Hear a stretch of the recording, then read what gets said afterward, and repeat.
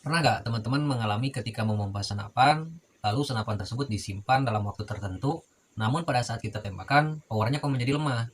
Atau mungkin juga teman-teman yang biasa nyanggong, ketika nyanggong dengan kondisi senapan yang sudah terisi angin atau sudah dipompa, lalu disimpan beberapa saat sambil menunggu target, namun ketika target datang dan kita bidik, ternyata perkenaannya menjadi jauh berbeda, walaupun jaraknya hampir sama dengan saat kita zeroing. Nah, mungkin bisa jadi penyebabnya adalah dikarenakan adanya power yang menjadi berkurang atau katakanlah ada kebocoran pada tabung senapan. Kebocoran tabung pada senapan uklik dengan model tabung seperti ini itu sebetulnya hanya ada 3, teman-teman. Dan yang membuat kita jadi ruwet itu sebetulnya adalah penyebab dan cara membedakannya. Namun teman-teman pemula tidak usah khawatir ya, karena di video ini akan saya coba bahas beberapa penyebab dan cara membedakan dari ketiga kebocoran tabung tersebut. Apa saja penyebabnya dan bagaimana cara membedakannya? Simak video ini sampai habis agar nantinya teman-teman pemula tidak gagal paham. Simak ya. Baik teman-teman, seperti yang sudah saya katakan di awal bahwa kebocoran tabung itu hanya ada 3 ya. Nah, untuk yang pertama adalah kebocoran pada bagian ini teman-teman, pada bagian masuknya angin, yaitu kebocoran pada seal inlet. Nah, untuk yang kedua adalah kebocoran di bagian tengah teman-teman, di bagian sambungan ini, atau sering disebut dengan kebocoran seal leher. Nah, seal ini teman-teman. Nah, seal ini. Dan yang ketiga adalah kebocoran pada seal ini teman-teman, seal aspen. Dan ketika terjadi kebocoran pada seal ini, maka angin akan keluar atau rembes ke bagian transfer, dan seterusnya angin akan rembes menuju ke laras. Baik, kita akan coba bahas satu persatu, yaitu kita mulai dulu dari kebocoran pada bagian depan atau kebocoran pada seal inlet. Baik teman-teman, jadi urutan part di dalam tabung itu adalah seal inlet di bagian paling depan, lalu rumah gotri yang berfungsi agar seal inlet menjadi press, dan juga sebagai rumah dari gotri dan per tabung agar per tabung tersebut tetap berdiri dan lurus. Ketika proses pemompaan, klep mendorong angin supaya masuk ke dalam tabung. Nah, karena adanya dorongan dari angin tersebut, maka gotri ini akan secara otomatis membuka seperti ini, dan angin masuk ke dalam tabung. Lalu setelah tidak ada tekanan angin, maka gotri ini akan kembali menutup karena dorongan dari per di dalam tabung tersebut. Nah, jadi kesimpulannya, kebocoran seal inlet ini adalah angin yang sudah masuk ke dalam tabung, namun keluar kembali melalui lubang depan ini karena adanya kebocoran di bagian seal inlet tersebut. Nah, dan untuk cara mengenali kebocoran pada seal inlet ini adalah kita pompa seperti ini teman-teman, lalu stang pompanya kita lepas. Ketika terjadi kebocoran pada seal inlet, maka stang pompanya akan mental teman-teman, akan mental seperti ini, dan mentalnya tergantung dari tingkat kebocorannya.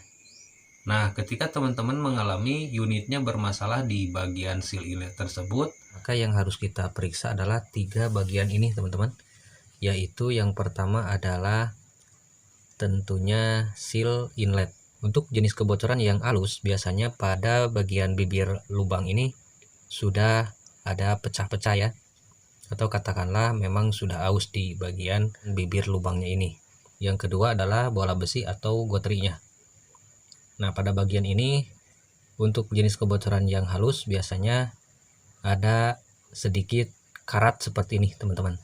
Nah, ini sudah tidak saya pakai ya, hanya sekedar media saja. Nah, untuk yang ketiga adalah per tabung teman-teman. Nah, khusus untuk per tabung ini biasanya sering kita abaikan atau sering tidak kita sadari. Padahal cara kerja dari per ini harus menekan kedua arah. Untuk bagian depan dia harus menekan ke bagian bola besi atau gotri supaya tidak bocor ke bagian depan. Nah, untuk bagian belakang, untuk bagian ini dia harus tetap menekan ke bagian seal pentil agar tetap rapet ya. Nah, untuk teman-teman yang suka membore up di bagian ini dibikin menjadi kubah seperti ini, harus tetap memperhatikan jangan sampai terlalu dalam ya. Jangan sampai terlalu dalam di bagian membuat cekungannya ini.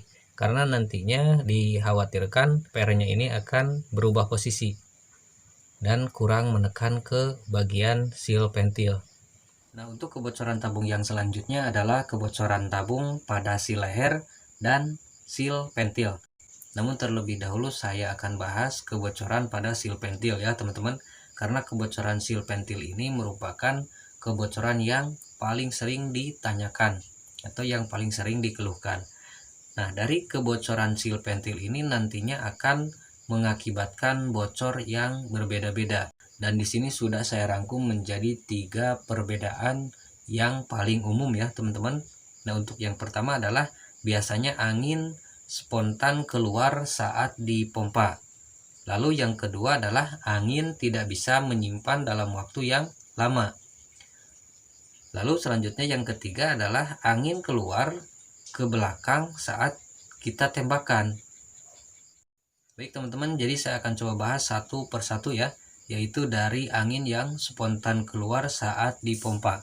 Jadi maksudnya saat kita memompa seperti ini, angin ngobos ke laras. Jadi angin masuk melalui lubang inlet, namun tidak tersimpan di dalam tabung dan keluar melalui lubang transfer menuju ke laras.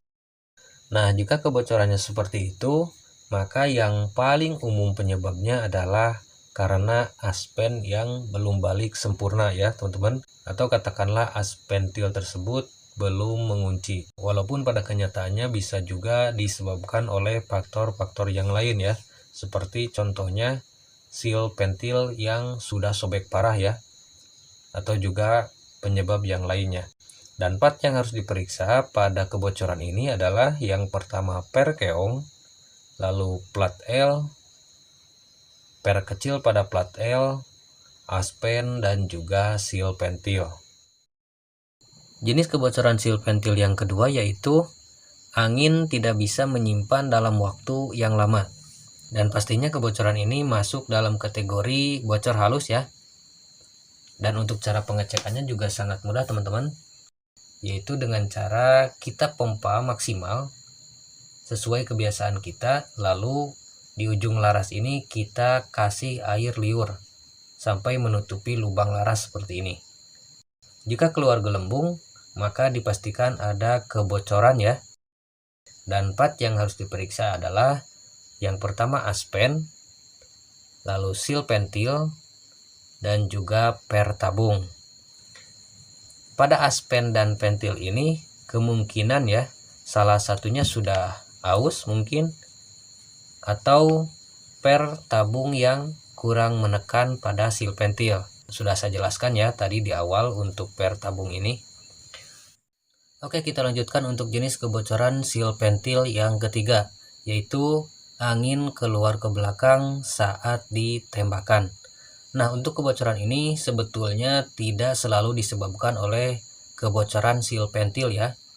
Apalagi untuk jenis tabung yang memakai seal pentil tambahan di belakang seperti ini, kecil sekali kemungkinannya karena kebocoran seal pentil, atau lebih besar kemungkinannya karena faktor-faktor yang lain. Karena angin yang keluar ke belakang saat ditembakkan itu juga bisa disebabkan oleh faktor-faktor yang lain, seperti contohnya kebocoran seal transfer atau kebocoran pada loading laras, atau bahkan kebocoran pada seal grendel. Dan saran saya silahkan teman-teman cek terlebih dahulu kerapatan anginnya. Dan bagi teman-teman yang belum tahu, boleh cek di playlist di channel ini cara tes kerapatan angin pada senapan uklik. Lalu selanjutnya jenis kebocoran tabung yang ketiga adalah kebocoran tabung pada seal leher ya. Dan menurut pengalaman saya dari ketiga kebocoran tabung seperti ini, yang paling sulit dideteksi adalah kebocoran pada seal leher. Dan mungkin ya kebanyakan dari para penghobi senapan khususnya pemula tidak menyadari adanya kebocoran atau bahkan tidak mengetahui cara membedakan kebocoran tabung pada seal leher ini. Untuk teman-teman yang mengalami power ukliknya berkurang setelah disimpan dalam waktu tertentu, Maka yang harus teman-teman lakukan adalah yang pertama mengecek kebocoran pada seal inlet. Yang kedua adalah mengecek kebocoran pada seal pentil. Sudah saya contohkan ya cara pengecekannya. Dan setelah dipastikan kedua bagian tersebut aman, dalam arti tidak ada kebocoran, maka kemungkinan besar ya ada kebocoran pada seal leher tersebut. Dan untuk cara pengecekannya pun sangat mudah ya, yaitu kita pompa maksimal lebih dari biasanya. Atau misalnya kita paling banyak main di 5 pompa, kita tambah menjadi 7 pompa. Lalu tepat di posisi leher tabungnya, kita dengarkan seperti ini teman-teman. Namun pastikan juga suasana di tempat tersebut dalam keadaan tenang ya, atau tidak berisik. Karena untuk kebocoran yang halus, biasanya suaranya sangat kecil teman-teman.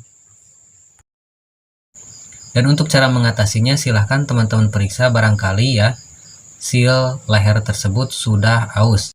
Dan saya sarankan untuk mengganti dengan seal leher yang baru. Dan juga teman-teman harus pastikan pada saat tabungnya kita pasang lagi seperti ini,